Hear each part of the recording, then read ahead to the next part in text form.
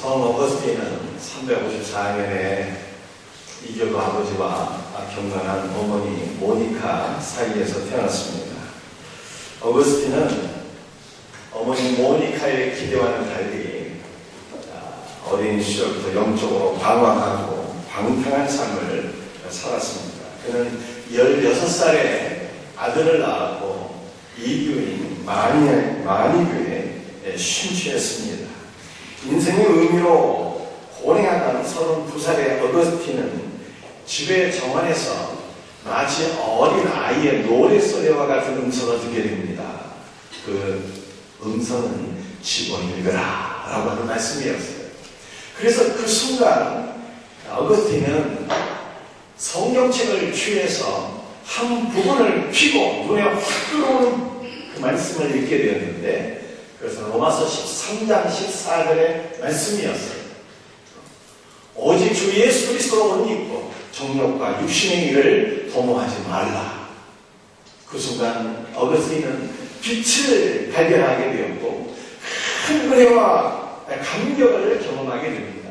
주 예수 그리스도를 개인의 구원자와 주님으로 믿고 이듬해 세례를 받게 되었는데, 아들이 세례 받는 것을 지켜보는 어머니 모니카의 심령에는 말로 표현할 수 없는 은혜와 감동이 물밀듯 밀려오게 되었어요.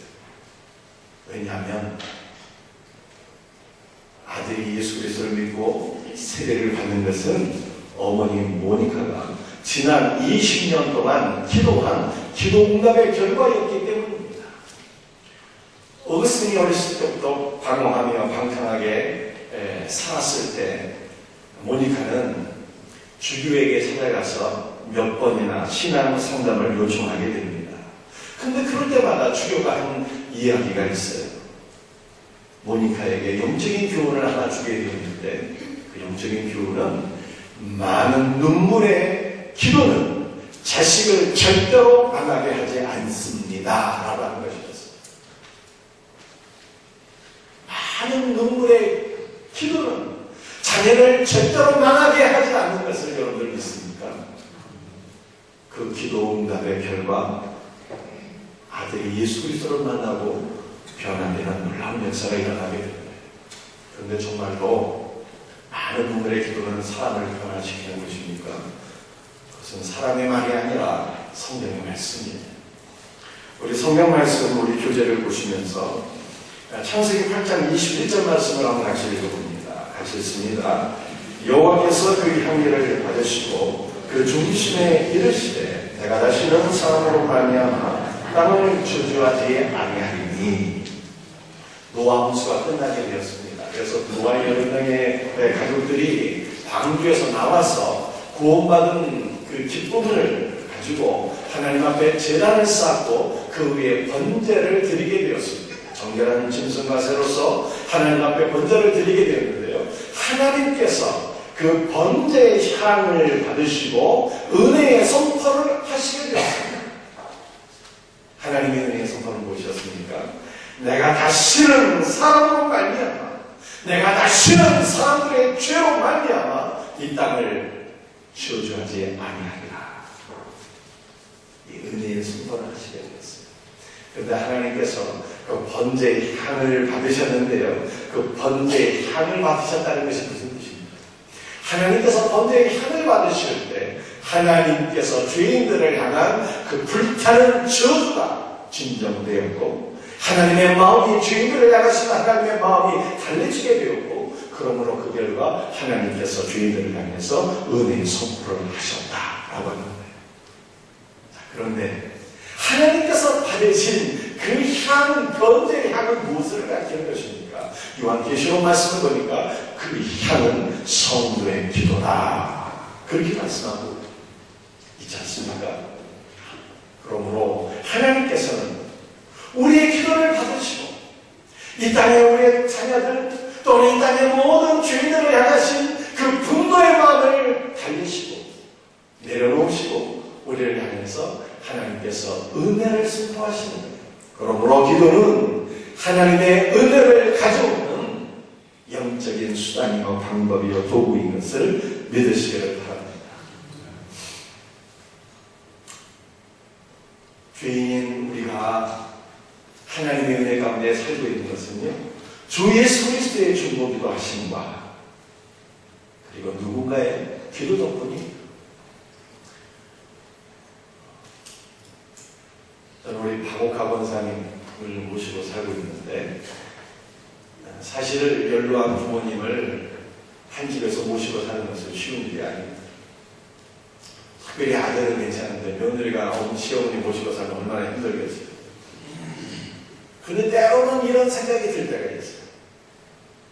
내가 박옥하 권사님을 모시고 사는 것이 아니라 두 여자분의 기도에 얹혀서, 어머니 박옥하 권사님의 기도에 얹혀 살고 김미경 사모의 기도에 얹혀서 내가 사는 것이 아닌가 하는 그런 생각이 들 때가 있어요. 또 우리 모든 성도들의 기도에 얹혀서 내가 목회를 한다, 그런 생각이 드는 거예요. 우리 조국의 교회는 믿음의 조상들의 기도로 부흥이 되었고, 우리는 그 은혜를 누리고 있습니다.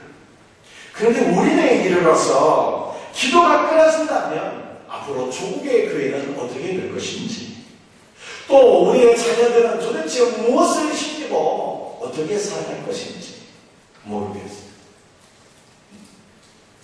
그러므로 조국의 교회를 위해서, 또 우리의 자녀들의 회복을 위해서 우리는 기도하지 않을 수 없는 거예요. 기도가 회복될 수 있는 은혜가 있기를 바랍니다. 우리 예수님은 마태복음 7장 7절에서 이렇게 말씀하셨습니다. 우리 마태복음 7장 7절을 같이 한번 읽겠습니다. 시작. 구하라, 그리하면 너희에게 주실 것이요, 찾아라, 그리하면 찾아낼 것이요, 문을 두드리라, 그리하면 너희에게 열릴 것이니. 구하라, 찾아라, 문을 두드리라, 이것은 다 기도를 강조하는 표현이에요. 그런데 기도한다라고 하는 것은요, 선택사항이 아닙니다. 이것은 주님의 명령이에요. 그래서 마음 내키면 조금 기도하고, 좀 힘들면 때려치우고, 여러분 이렇게 할 수 있는 성질이 그것이 아니라고 하는 것입니다. 만왕의 왕이신 하나님의 명령이기 때문에 성도인 우리들은 주님의 명령에 반드시 따라서 순종하여 기도하는 삶으로 나가야 되는 것입니다. 그런데 구하라, 찾으라, 문을 두드리라, 이렇게 성경을 말씀하고 있는데 똑같은 기도에 대한 표현이지만 사실은 조금 다른 거예요. 어떻게 다를까요? 구해야 되는데, 그 다음에는 찾아야 되는데, 찾는다라고 하는 것은요, 좀 더 강력한 기도의 표현입니다. 그리고 문을 두드리는 것은요, 더 강력한 기도의 표현인 것입니다. 날마다 기도해야 되는데, 응답 받을 때까지 더욱더 강력하게 하나님 앞에 간절한 마음으로 기도해야 된다라고 하는 것을 성경이 말씀하고 있는 거예요. 우리 지난주 오후 예배 때 참석한 분들은 강사 목사님 말씀을 통해서 많은 은혜 받으신 줄 믿습니다. 그런데 그 목사님이 말씀하신 것이 아직도 지금까지 한 가지가 기억이 되네요. 무엇이 기억날까요? 그 목사님은요, 5년 동안이나 양다리 신앙을 살았다고 하잖아요. 그런데 그 양다리 신앙을 청산한 계기가 무엇이냐? 장모님이 목사님이셨는데, 통합체 목사님이셨는데, 그 장모님의 목숨을 건 기도 때문에 양다리 신앙이 끝나게 된다고 하잖아요. 사회 목사를 위해서 진정한 신앙으로 거듭날 수 있도록 목숨을 건 금식기도, 20일 금식기도를 했는데 그 20일의 목숨을 건 기도로 내 삶이 변화되었다 라고 하는 것을 간증하십니다. 그러면서 그 목사님 하시는 말씀이, 힘쓰고 애써도 응답이 되지 않는 이유가 무엇이냐? 목숨을 건 기도를 드리지 않았기 때문이다, 그렇게 얘기했잖아요. 근데 그것이 바로 주님의 말씀이에요. 구하며 기도해야 되는데 그래도 응답이 없으면 찾으며 기도해야 되고, 찾으며 기도해야 되는데 그래도 응답이 없으면 문을 두드리며 목숨을 건 기도를 하나님 앞에 드리게 될 때 주님은 우리의 기도를 받으시고 응답해 주시는 분인 것을 믿으시기를 바랍니다. 사도 바울은요, 기도를 많이 드렸습니다. 에베소 교회를 위해서 기도를 많이 드렸는데 에베소 교회를 위한 바울의 기도는 3가지였어요. 이미 2가지를 우리가 살펴보았습니다. 첫 번째는 주님의 부르심의 소망이 무엇인가를 깨달아야 게 없었습니다. 부르심의 소망은 무엇인가? 구원의 완성. 구원의 완성이 얼마나 영광스러운 것인지 깨달아는 성도들 되게 하옵소서. 바울이 이렇게 기도했고요. 두 번째는 그의 기업의 영광의 풍성함이 무엇인가를 깨달아야 하옵소서. 우리 하나님께도 기업이 있는데요. 하나님의 기업인 예수를 믿는 성도가 하나님의 기업이고, 그런데 하나님의 기업된 성도들에게 하나님께서는 또 다른 영적인 기업을 맡겨주시는데, 하나님의 또 다른 기업은 하나님의 영광스러운 하나님 나라예요. 성도들이 영광스러운 하나님의 나라를 기업으로 받는 것이 얼마나 위대하고 영광스러운 일인지 깨달아야 하옵소서. 바울이 이렇게 기도를 하는 것이에요. 오늘 3번째, 바울이 에베소 교회를 위해서 무엇을 기도해야 합니까? 이 3번째 기도의 제목을 살펴보면서 함께 은혜를 나누고자 합니다. 3번째 바울의 기도 제목이죠. 에베소 1장 19절 말씀을 같이 한번 읽어보겠습니다. 에베소 1장 19절 함께 읽습니다. 시작. 그의 힘의 위력으로 역사하심을 따라 믿는 우리에게 베푸신 능력의 지극히 크시니 어떠한 것을 너희로 알게 하시기를 원하노라. 3번째 기도의 제목은 무엇입니까? 그의 우리 하나님의 능력의 지극히 크심이 무엇인가를 알게 하옵소서입니다. 여러분들, 전 세계에서 가장 위대한 신학자 가운데 한 분이 하나님의 지극히 크신 능력이란 무엇일까를 해석했어요. 뭐라고 해석했는가 하면요, 일단 하나님의 지극히 큰 능력을 설명하기 전에 하나님의 지극히 크신 사랑은 무엇일까 했을 때, 하나님의 가장 위대하신 사랑은 독생자 예수 그리스도를 우리를 위해서 보내주신 것이고, 이것이 하나님의 가장 위대한 사랑.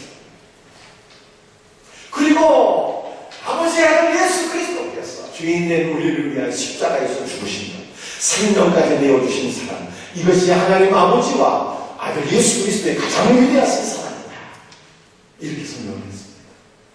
그리고 나서 하나님의 가장 위대하신 능력을 설명했는데, 하나님의 가장 위대하신 능력은요, 아들 예수 그리스도를 죽은 자 가운데서 살인하면 다시 살리신 부활의 사건이다, 이렇게 설명해요. 하나님의 가장 위대한 능력, 지극히 크신 능력은 예수 그리스도를 부활시킨 것이고, 예수 그리스도 안에서 예수 그리스도를 믿는 우리 성도들을 부활시키시는 사건입니다. 그런데 우리의 부활은 언제 있게 됩니까? 우리의 부활은요, 마지막 날 이루어지게 됩니다. 예수 그리스도께서 다시 오시는 그날, 우리의 영광스러운 부활이 이루어지게 되는 것입니다. 그러므로 바울은 에베소 교회 성도들을 위해서 이렇게 기도하는 거예요. 하나님 아버지, 우리 에베소 교회 성도들이 마지막 날 예수 그리스도 안에서 부활하게 되는 이 부활의 소망을 갖게 하여 주옵소서. 하나님의 능력 가운데 부활하게 될 것을 믿고 소망하게 하옵소서. 이렇게 에베소 교회 성도들을 위해서 기도하는 것입니다. 자, 그렇다면 우리는요, 하나님의 위대하신 능력 가운데 마지막 날 딱 부활하게 되는데, 어떻게 부활하게 되는 것일까요? 누가 부활하게 되는 것입니까? 부활은 하나님 아버지의 은혜를 받아야 부활하게 됩니다. 우리 성도들이 기독교 역사상 2000년 역사 가운데 꼭 알아야 될 사람이 최소한 2명은 있는 것 같아요. 첫 번째는 펠라기우스라고 하는 수도사였어요. 이 사람은 영국 출신의 수도사였는데요, 이 펠라기우스는 항암이 없는 형식적인 신자들을 굉장히 책망하면서 정리했습니다. 여러분, 우리가 오늘날에도 예수를 믿는다고 하지만 말씀대로 살지 못하고 양다리 걸치며 사는 사람들 얼마나 많이 있습니까? 이러한 신자들을 엄청 제지합니다. 그리고 이 펠라기우스는요, 굉장히 긍정적인 삶을 살았습니다. 도덕적으로 엄격한 기준을 갖고 아주 거룩한 삶을 추구했어요. 그런데 이 펠라기우스의 특징이 있는데, 펠라기우스는요, 원죄를 부정했습니다. 원죄를 부정하게 되면 어떻게 될까요? 하나님의 은혜도 필요 없게 되잖아요. 하나님의 은혜도 같이 부정해버렸어요. 그리고 펠라기우스는 결정적으로 구원받기 위해서 무엇이 필요할까 했을 때 구원의 필수 조건으로서 행함을 강조합니다. 행함을. 인간이 자유의지를 갖고 열심히 노력해서 하나님의 말씀대로 순종할 때 행함으로 구원을 받는 것이다. 이러한 구원론을 가르쳤습니다. 그런데 이 펠라기우스는요, 정통교회에 의해서 이단으로 정죄를 받게 되었어요.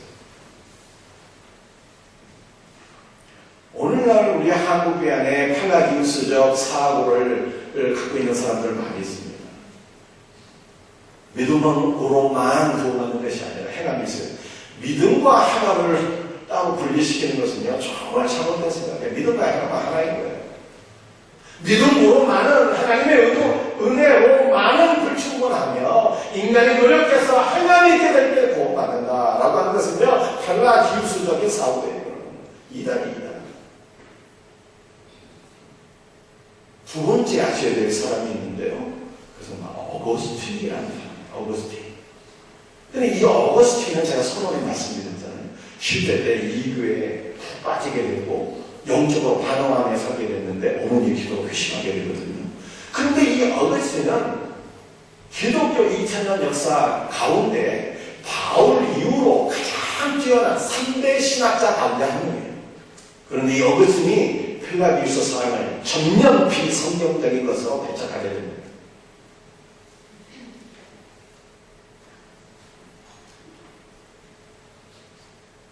원죄를 부정하고 은혜를 부정하는 펠라기우스.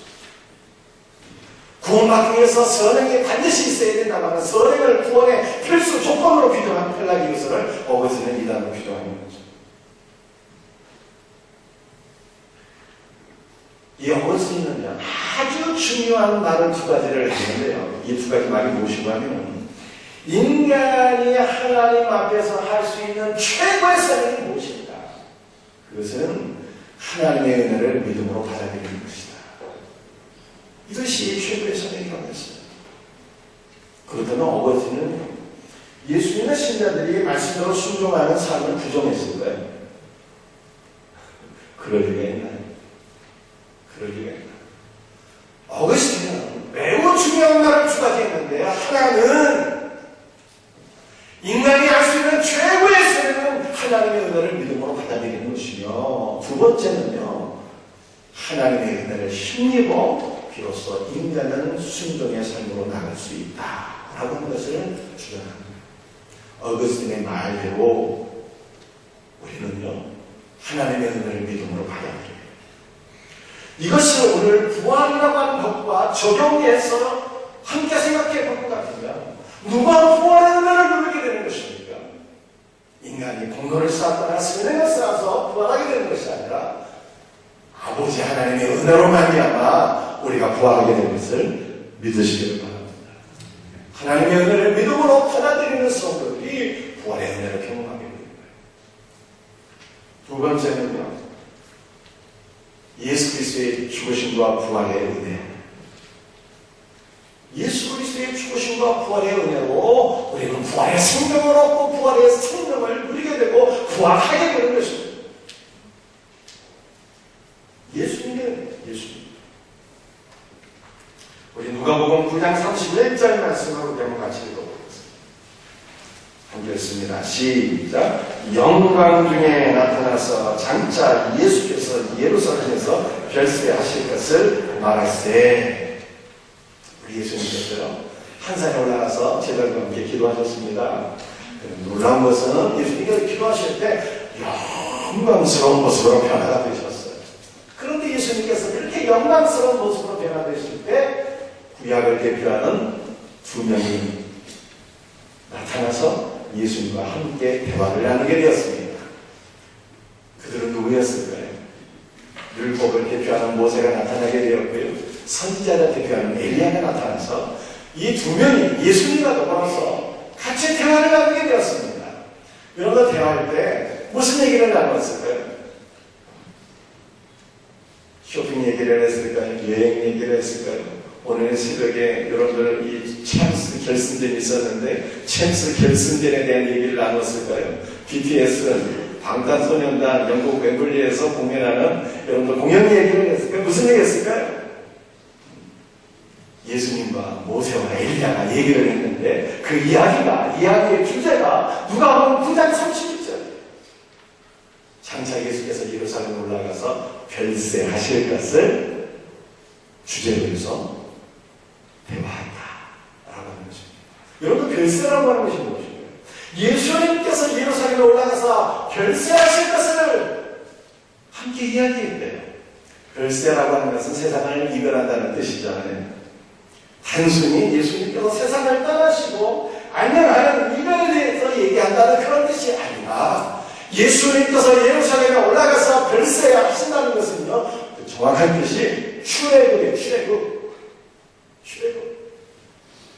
더 정확한 말씀은요, 예수님께서 출애굽을 성취하실 것에 대해서 예수님께서 모세와 더불어 엘리야와 더불어 이야기하셨다라고 하는 말씀입니다. 사랑하는 성도님, 제가 묻습니다. 잘 답변하셔야 돼요. 출애굽은 언제 일어나게 되었습니까? 누구에 의해서 일어나게 되었어요? 출애굽은 지금으로부터 정확히 3,500년 전에 모세에 의해서 일어난 사건이었어요. 그러니까 예수님보다는 1,500년 전에 일어난 사건이에요. 모세에 의해서 하나님께서 모세를 통해서 이스라엘 백성들을 출애굽시키신 사건이에요. 그런데 누가복음 9장 31절의 말씀은 무슨 뜻인가 하면 모세를 통해서 일어난 출애굽은 하나의 모형이었고 예표였고 진짜 출애굽은 누구를 통해서 일어났느냐? 예수님을 통해서 일어났다는 거예요. 예수 그리스도를 통해서 출애굽이 성취가 되고 완성이 된다 라고 하는 것을 예수님께서 모세와 더불어 엘리야와 더불어 말씀을 나눈다는 거예요. 여러분들 이스라엘 백성들이 출애굽을 하는데 어떻게 출애굽을 하게 되었습니까? 하나님께서 모세를 통해서 애굽 땅에 10가지 재앙을 퍼부으셔서 바로가 버치다가 나중에는 두 손 두 발 나들고 항복합니다 하면서 빨리 나가세요 해갖고 이스라엘 백성들이 애굽에서 떠나게 되었잖아요. 이게 출애굽이잖아요. 그런데 하나님께서 모세를 통해서 애굽 땅에 퍼부은 10가지 재앙을요, 애굽 사람들이 섬기던 10가지 신들을 하나님께서 심판하신 사건이었어요. 그런데 이것은 하나의 모형이었고 예수 그리스도를 통해서 이 땅의 신들의 심판받는, 이 땅에 사람들이 섬기는 사탄의 세력이 결정적으로 심판을 받게 되는 역사가 일어나게 되었다고 하는 것입니다. 무엇을 통해서? 예수 그리스도의 십자가를 통해서.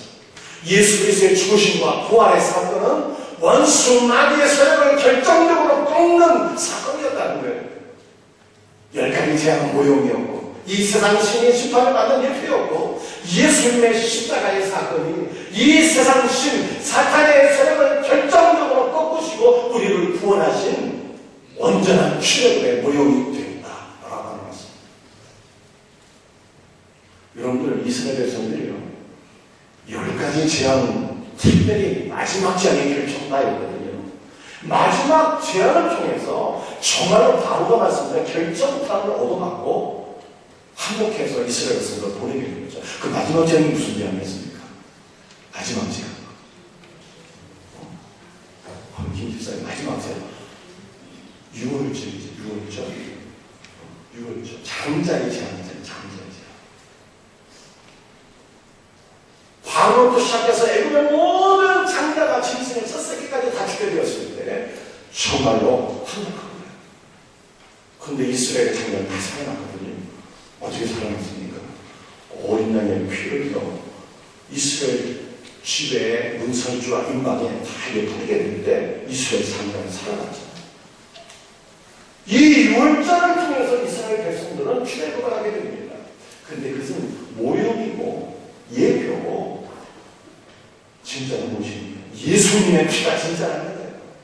양과 염소의 피는 그냥 샘플 모형이고 진짜 피는 예수님의 피라는 거예요. 그래서 예수께서 십자가에서 흘리신 피로써 우리가 구원받게 되었고 이 세상 가운데 구원받는 진정한 출애굽, 엑소도스의 진정한 출애굽이 완성되었다라고 하는 것을 예수님께서 모세와 엘리야와 더불어 말씀을 나누게 됩니다. 여러분들, 우리의 구원은 무엇을 통해서 이루어졌다고요?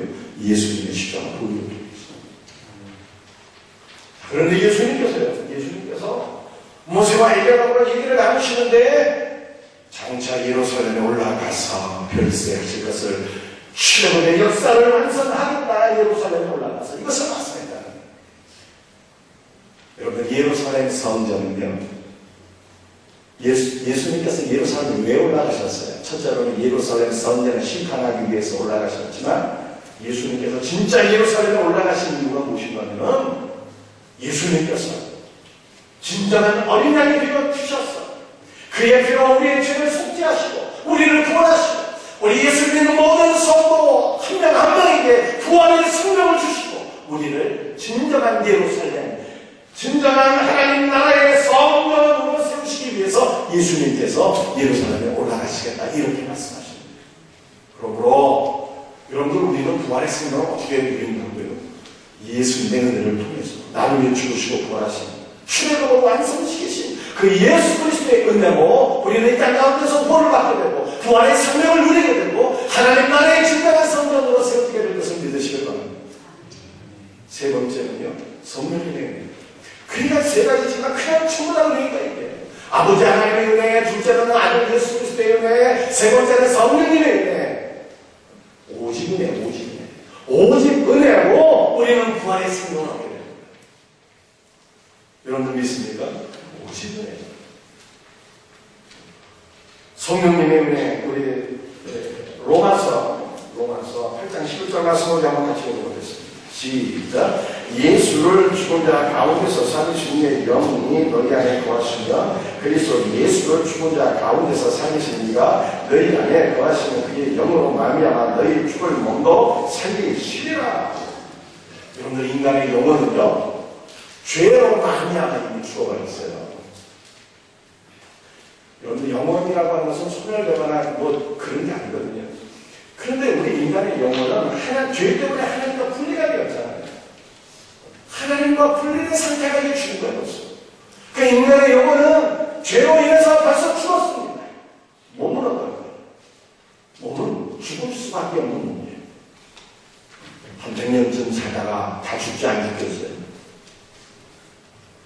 영혼이 이미 죽었고 몸도 죽을 수밖에 없어요. 그 이미 죽었고 죽을 수밖에 없는 인간들 안에는 뭐가 가득할까요? 사망이 가득할까요? 사망이 가득해요. 그래서 예수를 믿지 않는 사람들은 아무리 뛰어난 사람이죠, 아무리 운동을 잘하는 스포츠스타죠, BTS 같은 방탄소년단 같은 전 세계를 막 주름잡는 뛰어난 가수이죠. 소용없어요. 돈 많은 재벌도 소용없고요. 이 땅의 관자를 한 손에 움켜잡은 권력자도 소용없고요. 예수 그리스도를 만나지 못한 자들의 심령에는 사망만 가득합니다.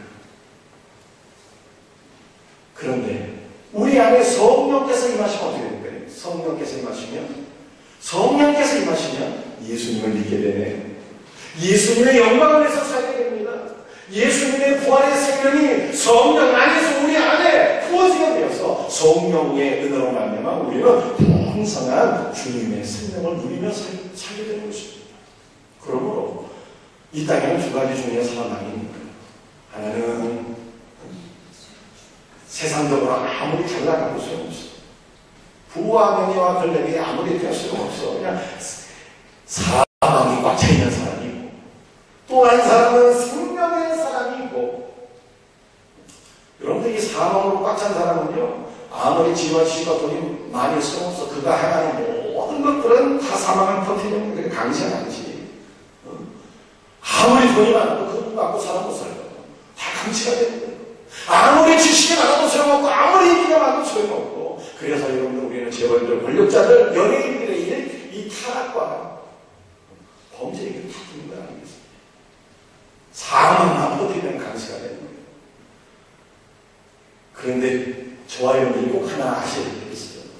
그것은 무엇인가 하면 예수 믿는 크리스찬이라 할지라도 우리 안에 은혜가 떨어지면 아버지 하나님의 은혜, 예수 그리스도의 은혜, 성령께서 베풀어 주시는 은혜가 고갈되면 우리도 어떻게 된다? 우리도 여러분 강신으로 되는 거예요. 그래서 여러분 우리가 많이 보잖아요. 아, 예수를 믿는다고 하는데 왜 죄지냐 말이지. 왜 사망을 벌태는 자라가 되느냐. 은혜가 떨어지니까 그렇지요. 왜 그렇겠어요? 은혜가 떨어지니까. 예수를 믿는다 하면서도 은혜가 떨어지게 되면 강신으로 타는 거예요. 여러분 우리 안에는 뭐가 있어야 될까요? 아버지 하나님의 은혜, 예수 그리스도의 은혜, 성령의 은혜가 충만해서 저와 여러분들이 말하는 모든 것들이 생명의 복음만을 증거하고 우리가 하는 모든 것들이 하나님의 영광을 위해서 우리가 하는 일들이 되었어. 저와 여러분의 모든 말과 행함을 통해서 예수 그리스도의 복음, 예수 그리스도의 생명만 퍼져나가는 생명의 역사를 일으키는 복된 주인공들이 다 될 수 있기를 주 예수 그리스도의 이름으로 축복합니다. 자, 그런데 용모처럼 정말로 하나님의 은혜, 주 예수 그리스도의 은혜, 성령의 은혜로서 부활의 생명을 경험한 사람들이 있을 거예요. 정말 은혜 받으면 살아나는 거 아니에요. 성경이 다 그런 일이에요. 창세기도 계시록이 전부 다 그런 일이에요. 어떻게 일일이 전부 다 사례를 들려면 전부 것도 없어. 그런데 딱 두 명만 샘플로 두 명의 얘기만 한번 살펴보도록 하겠습니다. 첫 번째는 회당장 야이로가 살아난 이야기, 두 번째는 혈류증 걸린 여인이 치료받은 이야기를 통해서 정말 은혜로서 이 부활의 생명을 누리게 된다고 하는 것을 우리가 다시 한번 깨달을 수 있기를 바랍니다. 우리 성경 말씀을 한번 읽어보겠습니다. 누가복음 8장 41절 42절 말씀 함께 있습니다. 시작. 야이로라는 사람이 와서 예수의 발 아래에 엎드려 자기 집에 오시기를 간구하니 이는 자기에게 12살 된 내 딸이 있어 죽어간다. 두 번째는 혈류증 걸린 여인에 관한 말씀이죠. 누가복음 8장 43절 44절 말씀이에요. 함께 읽습니다. 시작. 이에 12해를 혈류증으로 앓는 중에 아무에게도 고침을 받지 못하던 여자가 예수의 뒤로 와서 그의 옷가에 손을 대니 혈류증이 즉시 그쳤더라. 여러분들 회당장 야이로의 딸이 살아난 사건과 혈류증이라는 것은 몸에서 피가 새어나오는 병이잖아요. 혈류증 관련 여인이 치료받은 사건에 공통점들이 있네요. 어떤 공통점이 있을까요? 일단 두 명 다 여성들이에요. 그죠? 여성들이 은혜를 확실히 많이 받는 것 같아요. 두 번째 공통점은요, 10이라고 하는 숫자는 12. 여러분들 성경은요, 하나님의 영감으로 기록된 말씀인데 공연히 10이라고 하는 숫자가 두 번이나 반복된 것이 아니겠죠. 회당장 야이로에 따른 12살이었고요. 혈류증 걸린 여인은 12년 동안 그 혈류증으로 고통을 받았습니다. 12라는 숫자가 두 번이나 똑같이 반복되고 있어요. 그것도 같은 장 안에서, 누가복음 8장 안에서. 여러분들이 12이라고 하는 숫자는 무엇을 가리키는 것입니까? 이 12이 성경 안에서 최초로 사용된 용례를 우리가 추적해 보게 되면 위로 올라가서 창세기의 그 첫 번째 용례가 있네요. 창세기에 보게 되면 야곱이 장가를 갔는데 12명의 아들을 낳게 됩니다. 이 12라고 하는 숫자는 야곱의 아들들을 가리키는 것이고요. 야곱의 가족을 가리키는 것이고요. 한 걸음 더 나가게 되면 하나님의 가족을 가리키는 겁니다.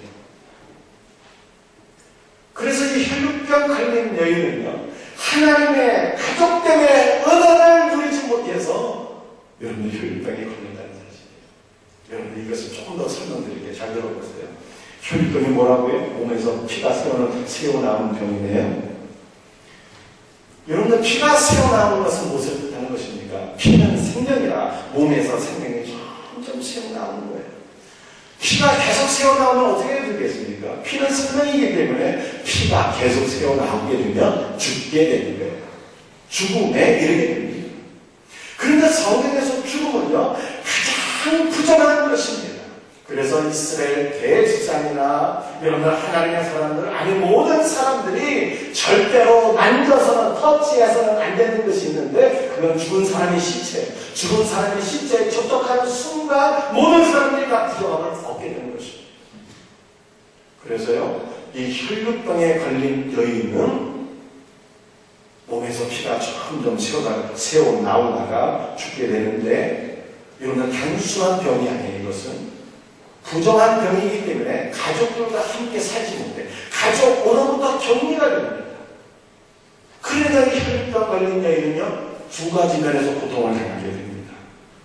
육신의 병으로부터 고통을 당하게 되고 가족 때문에 은혜를 가족으로부터 격리가 되는 거거든요. 부정하기 때문에 가족 때문에 은혜를 누리지 못하고 자신의 육신의 가족으로부터도 격리를 해요. 하나님의 백성의 공동체 하나님의 가족 때문에 은혜도 누리지 못하게 되고 격리되어서 살게 돼요. 부정한 예이기 때문에. 그런데 우리 예수님께서요 우리의 모든 부정함을 십자가에서 다 증거시키시고 해결해 주신 것을 믿으시길 바랍니다. 예수님께서 우리의 부정함을 다 짊어지시고 하나님의 주들을 받아 죽으셨어요. 우리를 위해서 보혈을 흘려주셨는데 예수 그리스도의 보혈은 우리의 모든 죄와 부정함을 정결하게 하는 하나님의 능력이야 하나님의 생명인 것을 믿으시길 바랍니다. 예수님의 생명의 피가 우리에게 공급될 때 우리의 부정함은 해결되고 우리 안에 하나님의 생명으로 충만하게 될 것을 믿으시길 바랍니다. 그런데요 이 부정하게 된 여인이 병을 고침받기 위해서 예수님께로 나아갔어요. 그런데 그때 예수님을 따르는 많은 사람들이 있어서 이 여인이 예수님께로 나아가는 것은 정말 불가능한 일이었지만 사례를 다해서 전부 없던 힘까지 닥자하면서 예수님께 나갑니다. 그래서 마침내 예수님을 붙잡게 됐는데 누가 보면 8장 말씀을 보면 예수님을 어디를 붙잡았을까요? 옷가를 붙잡았습니다. 여러분 옷가를 붙잡았다는 것은 도대체 무슨 뜻일까요? 여러분 우리가 입고 있는 옷 여기 보세요. 이 옷단을 접어서 이게 마감 처리를 다 하잖아요. 그래야 안 돼요. 그렇죠? 그런데 유대인들의 옷은 겉옷은 이렇게 접어서 마감 처리를 안 해요. 옷끝이 다 풀어 헤치게 되어 있어요. 그것을 또 풀어 헤쳐진 것을 묶게 되어 있어요. 그래서 여러분들 교환을 보시게 되면 유대인들의 겉옷을 제가 실어놨는데 옷끝이 다 어떻게 되어 있어요? 마감 처리가 안 되고 다 풀어 헤쳐지고 이것을 묶게 되어 있는 것을 여러분들이 보실 수가 있죠. 이것을 가리켜서 옷술이라고 해요. 옷술. 그래서 이 혈루증 관련 여인은 예수님께로 나아가서 예수님의 옷과 옷술을 붙잡았다. 옷술. 그런데 여러분들이 옷술이라고 하는 것은 무엇을 상징하는 것일까요? 이것은 여러분들이 길게 설명한 시간에서 핵심만 말씀드리면요. 하나님의 말씀을 상징하는 거예요. 옷술은. 하나님의 말씀. 그래서 유대인들은 성경을 암송하고 묵상하고 기도할 때는요 반드시 겉옷을 입는데 이 겉옷에는 하나님의 말씀을 상징하는 옷술이 달려있기 때문입니다. 그 여인이 예수님께로 나아가서 예수님의 옷과 즉 옷술을 붙잡았는데 예수 그리스도의 말씀을 붙잡았다는 뜻입니다. 예수님의 말씀을 붙잡게 되었을 때 생명의 능력이 나왔어요. 여인이 그 즉시 치료하는 것을 믿으시기 바랍니다. 그 하나님께서 하나님의 은혜를 우리에게 부어주시는데 무엇으로 부어주시는 것입니까? 말씀을 통해서 부어주시는 거예요. 우리 성도들이 말씀을 통해서 주님의 은혜를 공급받게 될 때 우리 안에 부활의 생명이 충만하게 될 것을 믿으시길 바랍니다. 그런데요 그것을 누가 보게 되었을까요? 지금 예수님은 그 혈루증 걸린 여인 여러분들 혈루증 걸린 여인의 얘기를 하나만 더 말씀드릴게요. 이 교환에는 겉옷이랑 망토처럼 이렇게 작은 걸로 되어 있죠. 유대인들은요, 긴 옷, 우리나라로 하면 롱코트 같은 것을 입고 다니거든요. 전신은 다 휘감는 거예요. 한낮에 태양으로부터 전신을 가리고 밤에는 이불도 대고 롱코트잖아요. 이게. 그 롱코트 끝에 옷단술이 달려있는 거예요. 그러니까 여인이 옷단술을 만졌을 때에 붙잡았을 때 그 마음과 자세를 우리 성도들이 기억하셔야 돼요. 간절한 사모의 마음으로 옷단수를 붙잡은 거예요. 그리고 옷단수를 붙잡았을 때 여인의 자세는 어땠을까요? 엎드리지 않으면 그 옷단수를 붙잡을 수가 없어요. 엎드리지 않으면. 롱코트도 팩 붙어있는 거. 엎드리지 않으면. 무슨 마음에? 겸손한 마음.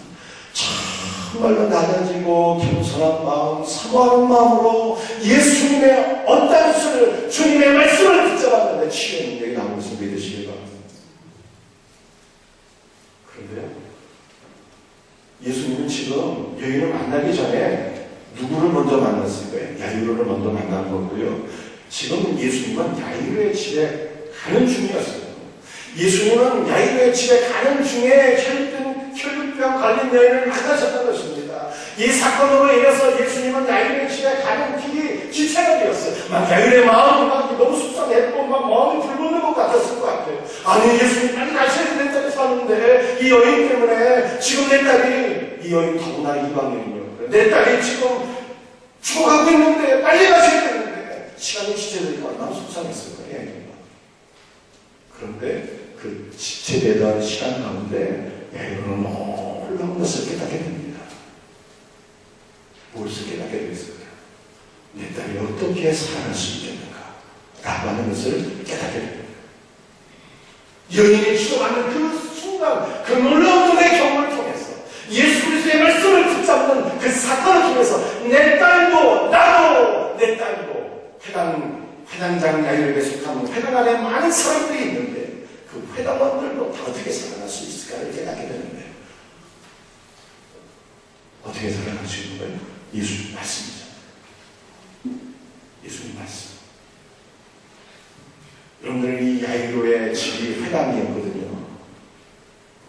회당장이었죠. 그 회당 안에서 많은 사람들이 죽어가고 있었어요.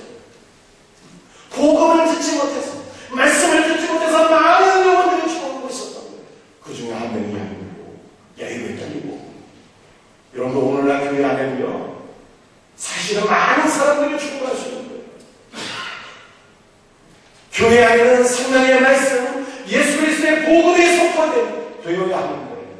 하나님의 말씀이 선포되지 않는다면, 정치인의 사회문화, 문화, 역사, 여러분들 스포츠, 여러분들 이런 세상적인 지식만 선포된다면 어디 가서 예수님 만나겠어요?